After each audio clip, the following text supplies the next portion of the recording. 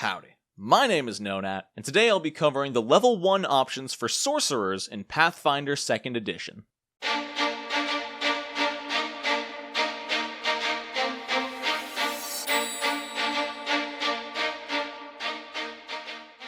Sorcerers are easily the most diverse spellcaster class in 2nd Edition. They're the only class in the core rulebook with the ability to cast spells from any tradition of magic, and also gain access to completely unique spells unavailable to any other class. There's a lot to go over here, so let's go ahead and just jump right in. Sorcerers, like bards, are charisma-based spellcasters, so this will always be an important ability score no matter what kind of sorcerer is being made. Dexterity can also be quite helpful to boost armor class and accuracy with finesse weapons. Due to their boost to charisma, gnomes and goblins both make excellent sorcerers.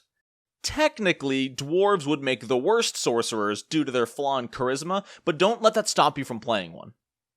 It's hard to recommend backgrounds for a sorcerer, as their individual backstories can be so incredibly diverse, but some that I would recommend are the Charlatan, Emissary, Fortune Teller, and Gambler. Alongside their ability boosts from their ancestry and background, all sorcerers gain a boost to their charisma, as well as 4 free boosts of their choice. Listed on page 191 of the core rulebook, sorcerers begin with these proficiencies. Feel free to pause the video if you need more time to jot these down. The first choice a sorcerer must make is also the most important. All sorcerers gain their magical abilities from their bloodline. Somewhere in their family tree, some supernatural influence has caused their very genetics to contain some amount of magical power. Each bloodline grants a multitude of features. It will determine what spells the sorcerer is able to cast, grant 2 new skill proficiencies, 1 cantrip, 1 first level spell, a completely unique bloodline spell, and a unique effect that triggers whenever a bloodline spell is cast. For the sake of time, I'm not going to be covering the bloodline spells in this video, but don't worry, I already covered them in a separate video. If you click the link in the corner, it'll take you to a video where I cover each of the core rulebook bloodline spells in depth. I will be covering the blood magic effects here though. These effects activate whenever the sorcerer casts their initial bloodline spell, or any spell granted by their bloodline. The core rulebook contains 10, yes, 10 different bloodlines to pick from, so let's go ahead and dive into each of them. The Aberrant bloodline is an alien influence, almost Lovecraftian in origin. These sorcerers cast spells from the occult spell list and are trained in intimidation and occultism. They begin with the Daze cantrip and the Spider Sting spell. When a bloodline spell is cast, Aberrant sorcerers gain a +2 bonus to will saves for 1 round. Angelic sorcerers are either a descendant of a celestial being or part of a blessed lineage. They cast divine spells and are trained in diplomacy and religion. They begin with the Light cantrip and the Heal first level spell. The Angelic blood magic effect grants a +1 to saving throws to any target for 1 round. Demonic sorcerers are burdened by the sin of an ancestor's folly or corruption. They cast divine spells and are trained in intimidation and religion. They begin with the Acid Splash cantrip and the Fear first level spell. The blood magic for demonic sorcerers either inflicts a -1 armor class penalty to a target, or a +1 intimidation for the sorcerer for 1 round. Diabolic sorcerers have an inherent connection with devils, making use of their infernal powers. They cast divine spells and are trained in deception and religion. They start with the Produce Flame cantrip and the Charm first level spell. Diabolic blood magic causes the target to take 1 fire damage per level of the spell cast, or grant the sorcerer a +1 bonus to deception checks for 1 round. Draconic sorcerers gain their magic from the might of dragons somewhere in their bloodline. They cast arcane spells and are trained in Arcana and Intimidation. They get the Shield cantrip and the True Strike first level spell. Their blood magic grants them or a target +1 to armor class for 1 round. Elemental sorcerers gain their power from creatures of another plane. They cast spells using the Primal spell list and are trained in Intimidation and Nature. They begin with the Produce Flame cantrip and the Burning Hands first level spell. They also choose what kind of elemental they get their powers from, so many of the spells they cast are changed to that element. For example, if the sorcerer is an air elemental sorcerer, the Burning Hands spell actually sends out a torrent of bludgeoning winds instead of fire. The elemental blood magic effect either grants a +1 bonus to intimidation for 1 round, or deals an additional 1 damage per spell level cast. Fey sorcerers have a connection with the whimsy nature spirits. They cast primal spells, are trained in deception and nature, and begin with the Ghost Sound cantrip and the Charm first level spell. Fey blood magic causes one target to become concealed for 1 round. Hag sorcerers are a descendant of a corrupted spellcaster. They cast occult spells and are trained in deception and occultism. They gain the Daze cantrip and the first level spell Illusory Disguise. A hag sorcerer's blood magic affects the first creature that deals damage to them. This target takes 2 mental damage per spell level cast. Imperial sorcerers are a descendant of a pure master magician. They cast arcane spells and are trained in Arcana and Society. They begin with the Detect Magic cantrip and Magic Missile at first level. Imperial blood magic grants a +1 bonus to any skill checks for 1 round.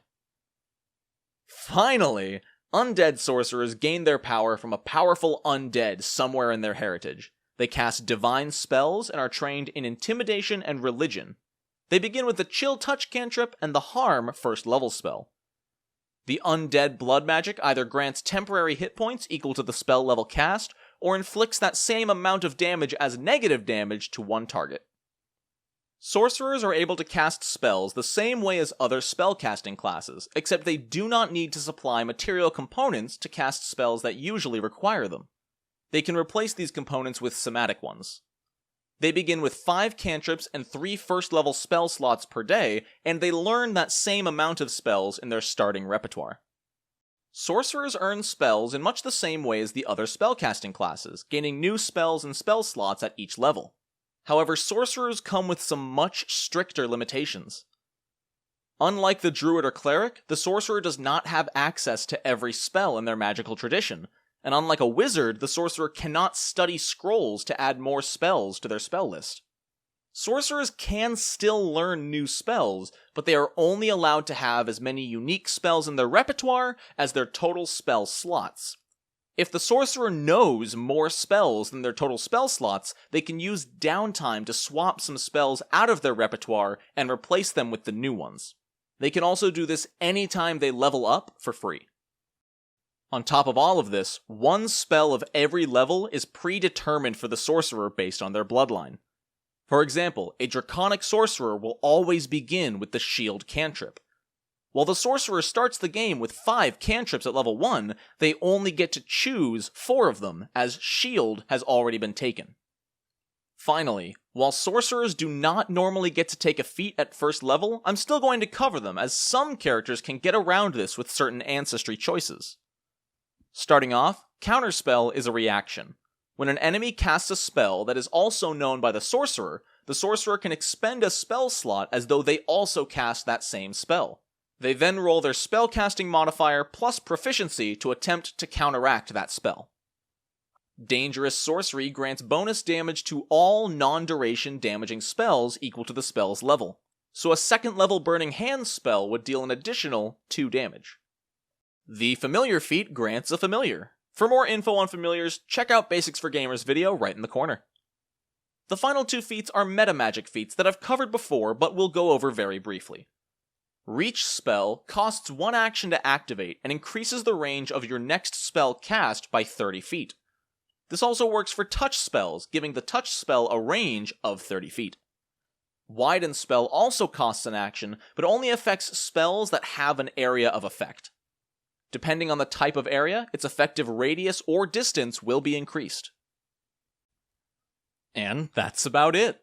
Sorcerers easily have the most options and choices available at first level. Between the 10 bloodlines and all the spells they can pick from, the chances of 2 sorcerers being exactly the same is incredibly low.